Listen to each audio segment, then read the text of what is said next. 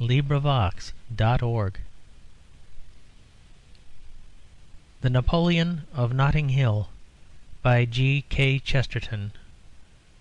Section 1, Book 1, Chapter 1. Introductory Remarks on the Art of Prophecy.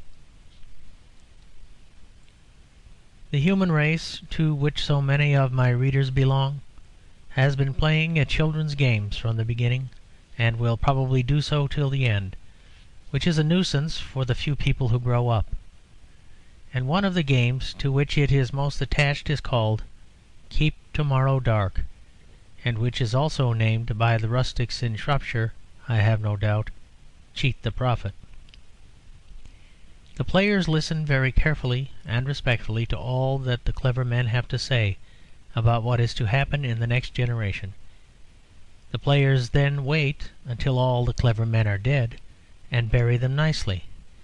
Then they go and do something else. That is all. For a race of simple tastes, however, it is great fun. For human beings, being children, have the childish wilfulness and childish secrecy, and they never have from the beginning of the world done what the wise men have seen to be inevitable. They stoned the false prophets, it is said, but they could have stoned true prophets with a greater and juster enjoyment. Individually, men may present a more or less rational appearance, eating, sleeping, and scheming. But humanity as a whole is changeful, mystical, fickle, delightful. Men are men, but man is a woman. But in the beginning of the 20th century, the game of Cheat the Prophet was made far more difficult than it ever had been before.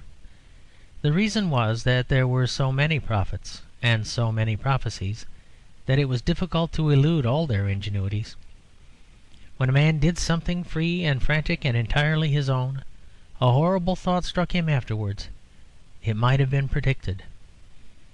Whenever a duke climbed a lamp-post, when a dean got drunk, he could not be really happy. He could not be certain that he was not fulfilling some prophecy. In the beginning of the 20th century you could not see the ground for clever men. They were so common that a stupid man was quite exceptional, and when they found him, they followed him in crowds down the street, and treasured him up, and gave him some high post in the state. And all these clever men were at work giving accounts of what would happen in the next age, all quite clear, all quite keen-sighted and ruthless, and all quite different. And it seemed that the good old game of hoodwinking your ancestors could not really be managed this time, because the ancestors neglected meat and sleep and practical politics, so that they might meditate day and night on what their descendants would be likely to do. But the way the prophets of the 20th century went to work was this. They took something or another that was certainly going on in their time, and then said that it would go on more and more until something extraordinary happened.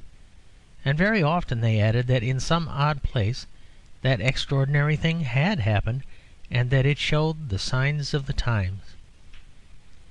Thus, for instance, there were Mr. H. G. Wells and others who thought that science would take charge of the future, and just as the motor car was quicker than the coach, so some lovely thing would be quicker than the motor car, and so on forever. And there arose from their ashes Dr. Quilp, who said that a man could be sent on his machine so fast round the world that he could keep up a long chatty conversation in some old world village by saying a word of a sentence each time he came round. And it was said that the experiment had been tried on an apoplectic old major, who was sent round the world so fast that there seemed to be, to the inhabitants of some other star, a continuous band round the earth of white whiskers, red complexion, and tweeds, a thing like the ring of Saturn. And then there was the opposite school. There was Mr. Edward Carpenter, who thought that we should in a very short time return to nature and live simply and slowly as the animals do. And Edward Carpenter was followed by James Pickey, D.D., for Pocahontas College, who said that men were immensely improved by grazing or taking their food slowly and continuously after the manner of cows, and he said that he had, with the most encouraging results, turned city men out on all fours in a field covered with veal cutlets. Then Tolstoy and the humanitarians said that the world was growing more merciful, and therefore no one would ever desire to kill. And Mr. Mick not only became a vegetarian, but at length declared vegetarianism doomed, shedding, as he called it finely, the green blood of the silent animals, and predicted that men in a better age would live on nothing but salt. And then came the pamphlet from Oregon, where the thing was tried, the pamphlet called "Why Should Salt Suffer?" And there was more trouble. And on the other hand, some people were predicting the lines of kinship would become narrower and sterner.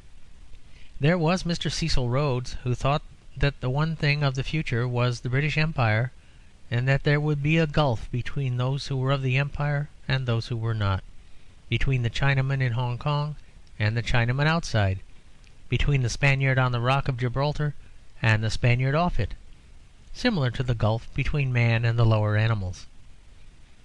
And in the same way his impetuous friend Dr. Zoppi, the Paul of Anglo-Saxonism, carried it a bit further, and as a result of this view, cannibalism should be held to mean eating a member of the Empire, not eating one of the subject peoples, who should, he said, be killed without needless pain. His horror at the idea of eating a man in British Guiana showed how they misunderstood his stoicism, who thought him devoid of feeling. He was, however, in a hard position, as it was said that he had attempted the experiment and, living in London, had to subsist entirely on Italian organ grinders. And his end was terrible, for just when he had begun, Sir Paul Swiller read his great paper at the Royal Society, proving that the savages were not only quite right in eating their enemies, but right on moral and hygienic grounds, since it was true that the qualities of the enemy, when eaten, passed into the eater. The notion that the nature of an Italian organ man was irrevocably growing and burgeoning inside him was almost more than the kindly old professor could bear.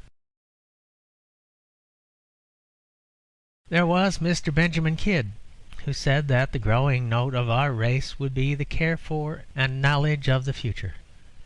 His idea was developed more powerfully by William Borker, who wrote that passage which every schoolboy knows by heart about men in future ages weeping by the graves of their descendants, and tourists being shown over the scene of the historic battle which was to take place some centuries afterwards.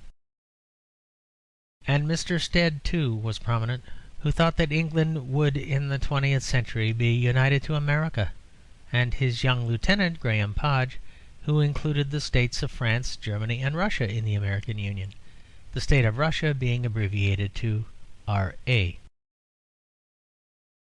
There was Mr. Sidney Webb also, who said that the future would see a continuously increasing order and neatness in the life of the people, and his poor friend Phipps, who went mad and ran about the country with an axe, hacking branches off the trees wherever they were not the same number on both sides.